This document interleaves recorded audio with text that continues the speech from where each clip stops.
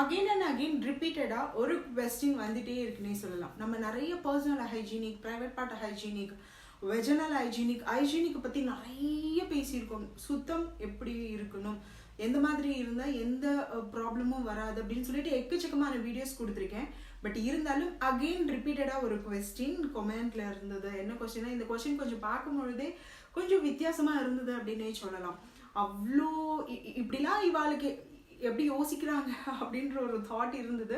But இருந்தாலும் ஒரு சில விஷயங்கள் பார்த்தீங்கன்னா ரிப்பீட்டடாக நான் அகைன் அண்ட் அகைன் சொல்கிற ஒரு விஷயம், இப்படி தான் ஹைஜீனிக் இருக்கணும், இப்படி இருந்தால் தான் நம்மளுடைய உடல் ஆரோக்கியத்துக்கு ரொம்ப ரொம்ப நல்லது. இது முதல்ல நல்லா புரிஞ்சுக்கணும். நீங்கள் ஃபஸ்ட்டு லைஃப் வித் நேச்சர் சுபால இன்னைக்கு private part hygienic, personal hygienic கமெண்ட்டில் கேட்ட அந்த ஒரு பர்டிகுலர் கொஸ்டின்கான ஆன்சர் தான்.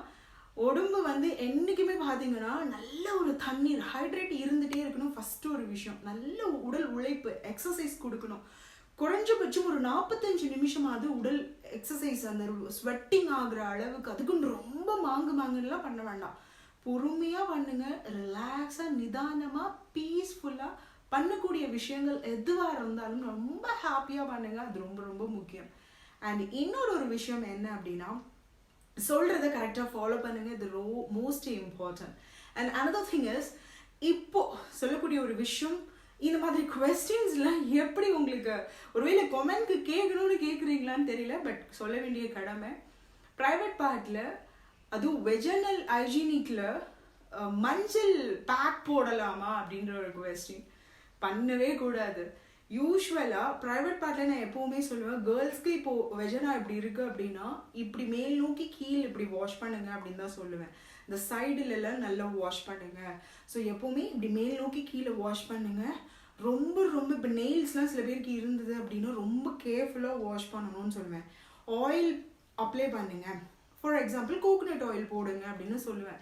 ஏன்னா பிளட் சர்க்குலேஷன் நல்லா போகணும், நல்ல ஃபுட் எடுக்கணும், ப்ளஸ் அந்த மசாஜ் கொடுக்க பிளட் சர்க்குலேஷன் அந்த இடத்துல தேவை. ஸோ அதனால நல்ல ஒரு மசாஜ் கொடுங்க அப்படின்னு சொல்கிறதுக்கு அதனால கோகோனட் ஆயில் போடுங்கன்ட்டு. அந்த இடத்துல எந்த க்ரீமுமே போடக்கூடாது, எந்த மஞ்சளும் போடக்கூடாது, எதுவுமே பண்ணக்கூடாது. ஜஸ்ட் நீங்கள் வாஷ் பண்ணுங்க. இப்போ பாத்ரூம் போயிட்டு வர்றீங்கன்னா நல்லா ட்ரை பண்ணிவிடுங்க, ஏன்னா ஈரத்தன்மை இருக்கக்கூடாது. இது ஒரு விஷயம். இன்னொன்று என்ன பண்ணுவீங்கன்னா, ஈரத்தோடு இருந்தீங்க அப்படின்னா கண்டிப்பாக இன்ஃபெக்ஷன்ஸ் ஆகிறது மட்டும் இல்லாமல் இச்சினஸ் கொடுக்கும், அலர்ஜிஸ் கொடுக்கும், அண்ட் ஃபங்கல்ஸ் வரும். இந்த மாதிரி நிறைய பிரச்சனைகளை நம்ம பார்க்க வேண்டியது இருக்கும். அதனால பாத்ரூம் போனதுக்கப்புறம் நல்லா ட்ரை பண்ணிடுங்க, வாஷ் பண்ணிவிட்டு ட்ரை பண்ணிடுங்க. அப்படின்னு ட்ரையாக வச்சுக்கோங்க அந்த இடம். பட் இன்னொரு காமனான ஒரு விஷயம், அங்கே போய் பேக்லாம் போடவே போடாதீங்க. அது ரொம்ப பிரச்சனை ஆயிடும்.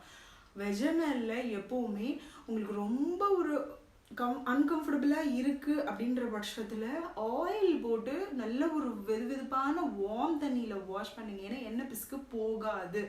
அதனால தான் சொல்கிறேன் இப்படியெல்லாம் பண்ணுங்கன்ட்டு. அங்கே போய் இந்த பேக் போடலாமா மேம், அந்த பேக் போடலாமான்னு எந்த பேக்குமே போடாதீங்க அப்படின்றது தான் என்னோட கருத்து. போட்டிங்கன்னா இல்லாத பிரச்சனையை நீங்களே கொண்டு வர்ற மாதிரி ஃபஸ்ட்டு விஷயம். ஆண்களுக்கு எப்பவுமே சொல்கிறது, ஸ்கின்னு பின்னுக்கு தள்ளுங்க. நல்லா அந்த இடத்துல வெள்ளையாக மாவு மாதிரிலாம் இருக்கும். ஏன்னா தேய்ச்சி குளிக்க மாட்டாங்க. அந்த இடத்துல நல்லா தேய்ச்சி வாஷ் பண்ணணும். அப்போது இந்த பிரச்சனைலாம் இருக்காது. ஆண்களுக்கு ஸ்கின்னு பின்னுக்கு தள்ளுங்க. ஸ்கின் இல்லை அப்படின்னா விட்டுட்டு அப்படி நார்மலாக குளிக்கும் பொழுது மஸ்ட் 2 டைம் பாத் பண்ணுங்க, நல்லா வாஷ் பண்ணுங்க. அழுத்தி இப்படி தேய்ச்சி நீங்கள் வாஷ் பண்ணும்போது அந்த மாவு படிஞ்சிருக்கிறது, தேய்ச்சி குளிக்கிறது ரொம்ப மஸ்ட்டு. தேய்ச்சி குளிச்சு அந்த இடத்துல அந்த ஒரு மாவு போகல அப்படின்னா டெஸ்ட் பண்ணி பாருங்கள். பிகாஸ் ரேண்டமாக சொல்லக்கூடிய விஷயத்த நீங்கள் ரேண்டமாக ஹைஜீனிக்கில் ஃபாலோ பண்ணுங்கள். கோகோனட் ஆயில் போட்டு நல்லா மசாஜ் பண்ணுங்க. ரொம்ப நல்லா பிளட் சர்க்குலேஷன் அந்த இடத்துல, ஆணுக்கும் சரி பெண்ணுக்கும் சரி, பிளட் சர்க்குலேஷன் எப்பவுமே அதிகமாக இருக்கணும். ஸோ உடம்புல பிளட் ஊறக்கூடிய பீட்ரூட்டாக இருக்கட்டும், பேரிச்சம்பழமாக இருக்கட்டும், எவ்ரிடே நான் சொல்லக்கூடியது நல்ல அயன் உள்ள ஃபுட்டுகளை எடுத்துக்கிட்டே இருங்க அப்படின்ட்டு. ஸோ பர்சனல் ஹைஜீனிக் கண்டு க்ரீம்ஸும் அங்கே அப்ளை பண்ணவே பண்ணாதீங்க. உங்களுக்கு வேணும் அப்படின்னா கோகோனட் ஆயில் எனஃப். நல்ல ஹைட்ரேட், நல்ல தண்ணி குடிங்க. சில பேர் அங்கே எரியுது அப்படின்ட்டுலாம் சொல்லி கமெண்ட்ல பார்த்தேன் நான். உடம்புல போதுமான நீர் சக்தி இல்லை அப்படின்னா கண்டிப்பாக எரிச்சல் கொடுக்கும். ஸோ நல்ல தண்ணீர் குடிச்சு ஃப்ரூட்ஸ் அண்ட் வெஜிடபிள்ஸை நல்ல நீர் சத்துள்ள காயும் பழங்களும் சாப்பிட்டு நல்ல குளுமையாக உடம்ப வச்சுக்கிட்டிங்கன்னா அந்த இடத்துல எரியவே எரியாது. ஸோ ஹைட்ரேட் பண்ணிக்கோங்க. குறைஞ்சபட்சம் ஒரு நாளைக்கு தேவையான தண்ணீரை நல்லா குடிங்க. ஆரோக்கியமாக எக்ஸசைஸ். பேசிக்காக இதெல்லாமே ரொட்டீனில் நீங்கள் பண்ணணும். என்னன்னா ஆணும் சரி பெண்ணும் சரி, ஹைஜீனிக் ரொம்ப முக்கியம். அதுவும் ப்ரைவேட் பார்ட்டில் ரொம்ப ரொம்ப ஹைஜீனிக் முக்கியம். ஈரத்தன்மை இல்லாமல் வச்சுக்கோங்க. இறுக்கமான ஆடைகளை போடாதீங்க. எப்போவுமே கொஞ்சம் லூஸாக அந்த இடத்துல கொஞ்சம் கம்ஃபர்டபுளான ட்ரெஸ்ஸஸ் போடுங்க.